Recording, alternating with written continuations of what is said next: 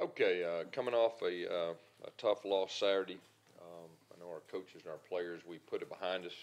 We're moving forward and getting ready for the Arkansas Razorbacks. You know, you look at Arkansas, first of all, their head coach, Chad Morris, he's a good friend of mine, but he's an excellent football coach. He's got a staff that is very talented, got some veteran guys, been in this league a long time. We got quite a few starters back on offense. They got quite a few starters back on defense. We expect them to improve. You know, I think back in 2013 when I was first took over here, it took 3 or 4 games to kind of really get in a rhythm. So we expect to get their best. We're focused on getting better. Obviously, Saturday we didn't play our best, and that's my responsibility. And we will improve throughout the season. Questions? Gus, I couldn't help but notice Nick Brahms was on the sideline snapping the football quite a bit. Chip Lindsey said last night he expects maybe potentially some changes along the offensive line. How are you looking at this game? Yeah, Nick will get an opportunity. He's been competing, you know, and since he's been healthy the last 2 or 3 weeks, he's gotten quite a few reps with the ones even during practice, and so that's a continued battle between those two guys. And I know he was ready if called upon on Saturday, and he'll get an opportunity to compete this week in practice too. What about elsewhere on the offensive line? You guys looking at potentially? No, I think we had a couple guys that were banged up that I really thought showed some toughness and really played pretty well, and they weren't 100%, and they made it through okay. So I think all the other positions, I think we're pretty solid going into this week. You said for a long time that you run to set up the pass.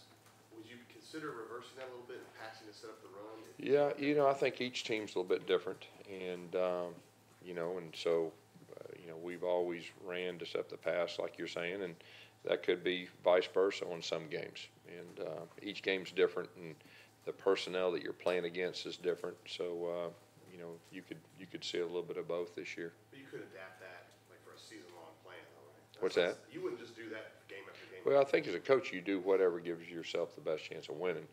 Traditionally, like we've talked before, I mean, to have a chance to win a championship in this league, you have to run the football effectively. And, I think that'll still hold true.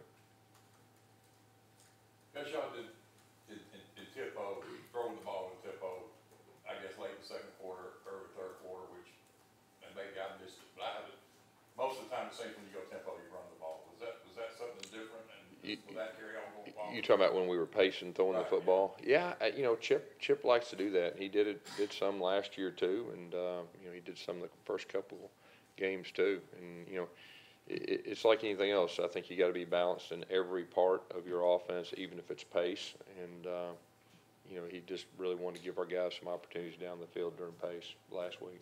Because those first down plays, a lot of second long, third long situations. Is that more about execution, or is there? Well, yeah, I think it's all the above, but probably really one of the big factors in the game, like you just said, it was a lot of third down and 7+. When you're going against a good defense, those are tough to continually convert, and we've got to do a better job of getting in that third down and medium area instead of the third and long, and so that was a big factor in the game. Because when you have an offensive line that struggles, does tempo actually help them? I think so. I think tempo can help you. But I will say this, too. I mean, I think we got to be real with ourselves that I think coming into this season we had 16 or 17 starts between everybody up front, okay? So, and we played 2, what I'd say, really good defenses so far. And so that group will continually improve. They're getting used to working together, and you'll see that group improve. So, I'm encouraged moving forward with that group. Gus, Jared Stidham, what do you think he needs to do a little bit better to sort of get going, to sort of get back to how he was during that good stretch he had last year? Yeah, and I think he will. I mean, he'd like to have a couple of those plays back. But, Jarrett, we have a lot of confidence in him. He'll rebound. He's going to play extremely well. He's one of the best quarterbacks in all of college football, and so he's our guy, and he'll continue to work hard and practice to improve and get better at the things that he feels that we feel like he needs to get better, and he feels like he needs to get better. Chip said on Sunday that you guys like to ride the hot hand at running back. Do you anticipate he'll be getting the start this week? We're not ready to say that. I mean, Cam Martin, Booby, Worm, all three of those guys, they're all competing. And, Asa Martin, I think, like I said before, I think you could see his role increase too. But Chip's exactly right. You go into a game, if somebody gets hot, I mean, we stay with them. And, Booby was breaking tackles. And, he's still learning too. And those freshman running backs, the three that I was talked about, I mean, every snap in game snaps, they're getting better. And they're understanding the blocking scheme, whether it's a gap scheme, whether it's a zone scheme. You even saw Booby starting to slow down a little bit, which we've been trying to get him to slow down and read it and all that. And so, we're still in the early stages of our run game, and that's kind of what I said with the offensive line and with the running backs. I'm confident we're going to get better, just with the more experience that group has. With Eli Stone and Will Hastings working them back into it, are you going to continue to do that, or is redshirting still a possibility? At this point right now, our plan was to slowly work those guys back in to see how much confidence they have and how effective they could be. And so that was really the plan last week. And it'll be continued to go through that. And we're always going to do what's best for the individual as far as that goes. But, I thought both of them got a chance to go get in there and do some things against a quality opponent. So you're not ruling out the possibility? Yeah, I don't think. No, but I mean, we'll be aware of it if we need to, but just trying to let those guys come along and get confidence and get back to playing. And I thought both of them did good things. Gus, y'all had 66 snaps. Yeah, Against LSU. that wasn't enough, and that wasn't enough. And we're at our best when we have 70, 75 plus snaps, and we got to sustain drives. Probably the big thing was the third downs, like you just talked about just a little bit ago, the third and longs, and against good teams, it's hard to convert those. And so we're aware of that, and we'll work hard to correct that and get a little more third and mediums. Gus, I know this is only 3 games this season. This is one of your more penalized Yeah. teams, offensively, defensively. You're last in the SEC. You're the bottom nationally. Can you pinpoint what you can do and how to correct it? Well, I mean, right now we're an undisciplined team as far as penalties concerned, and that disappoints me. But here's the deal: that starts with me and it ends with me. And I think I said this 2 weeks ago. We've always taken great pride in being a disciplined team in that area. And so really, we've got to coach them better, and we're going to do that. And we're aware of it, and we're addressing it.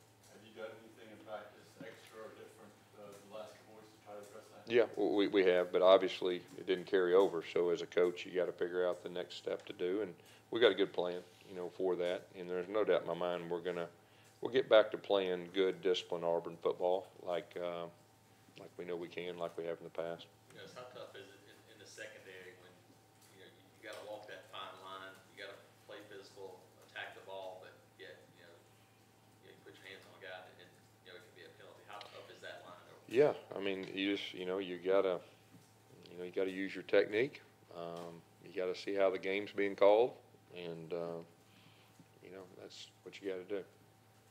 When you come into this week, and a lot of people have points to 2013 last year, LSU being the turning point. How do you make the most out of the game last Saturday? Yeah, well, what you got to do from a loss, you got to learn from it. And first of all, it starts with the head coach, and the coaching staff, and we have to first of all learn from it.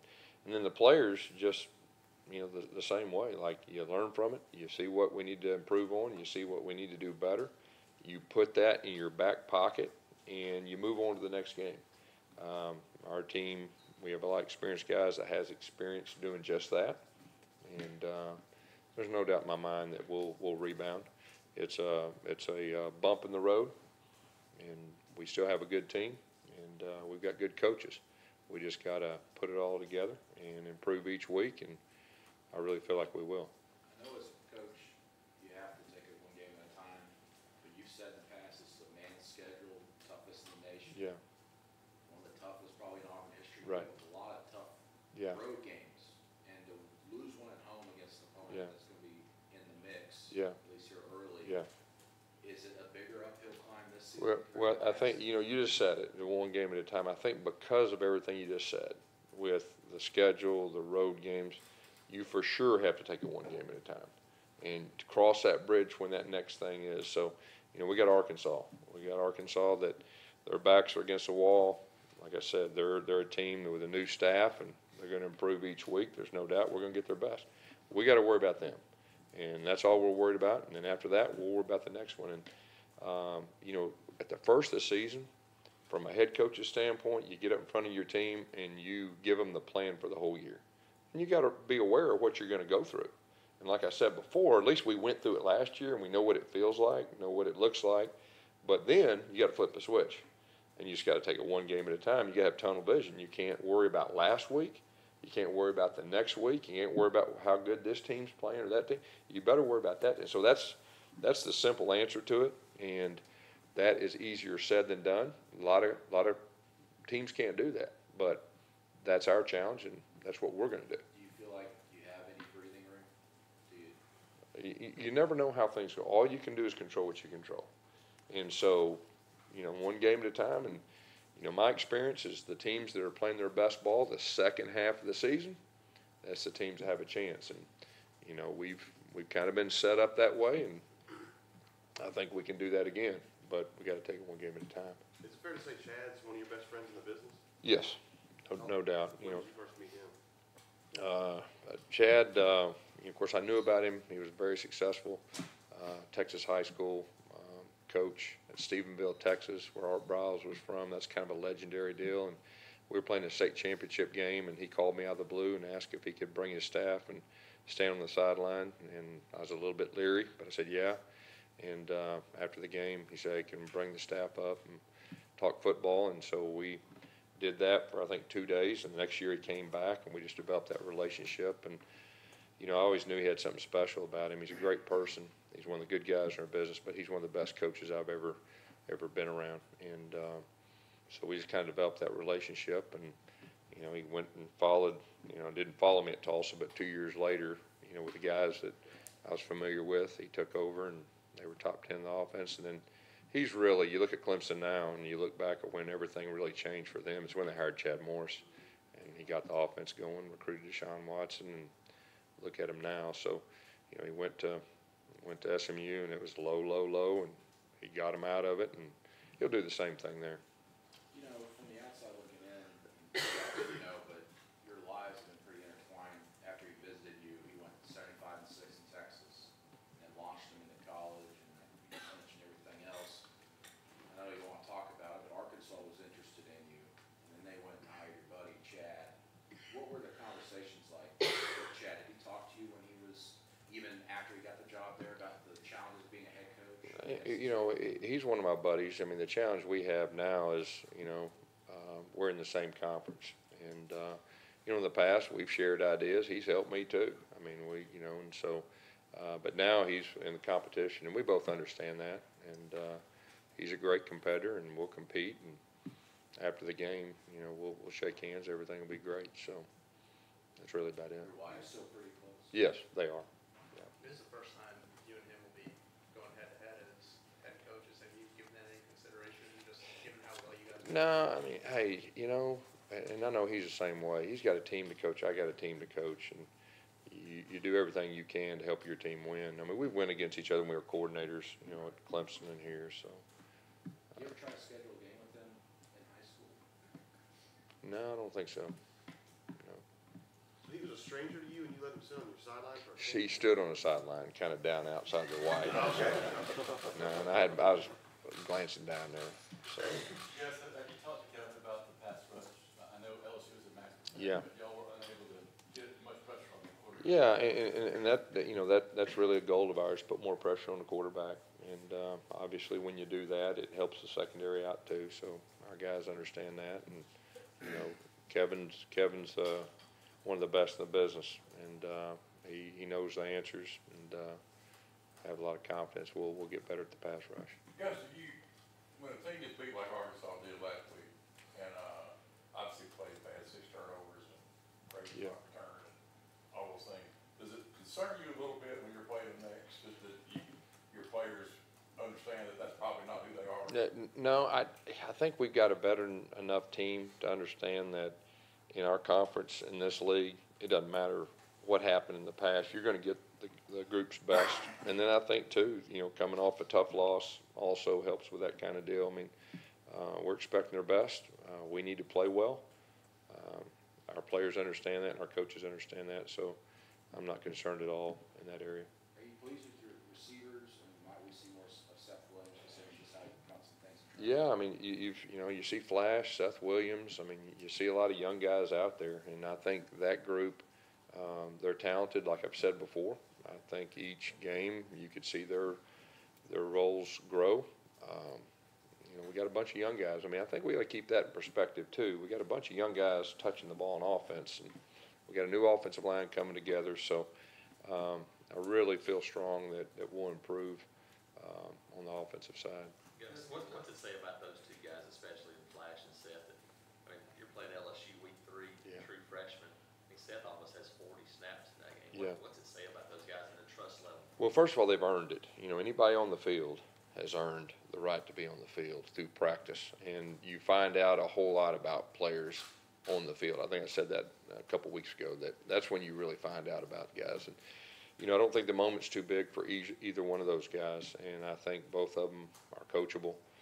Both of them are very talented and want to compete. Gus, could you just, Seth, talk about how you go to Tuscaloosa and get Seth here? What's that? How you were able to go to Tuscaloosa and get Seth? Yeah, Coach Burns just identified him as a guy that he felt had a chance to be a really special player, and knew he was a great basketball player too, and he's a great kid. And so Cody did a super job recruiting him, and he's got a chance. He's got a chance to really be a very good player. Anything else? I got one more question. Okay. Explosive plays, you haven't had many of them. Is that an issue that needs to? There's no doubt. We I think we only had one play over 30 yards the other day. I think we had one that was 28, one was 20-something. But when we're at our best, we have more explosive plays, and that's something that we'll be working hard to do. And like I said, that, and then being able to run the football effectively, which, like I've said earlier, I really feel strong that you'll see this team grow in the running game. And so, those are really the two things, Well, those two things kind of go together. They go together. Run the ball. You're exactly right. Because when you're able to run the ball, it changes things and opens up more explosive opportunities, and then you get a couple vice versa the other way. All right, Coach. Okay? Thank you.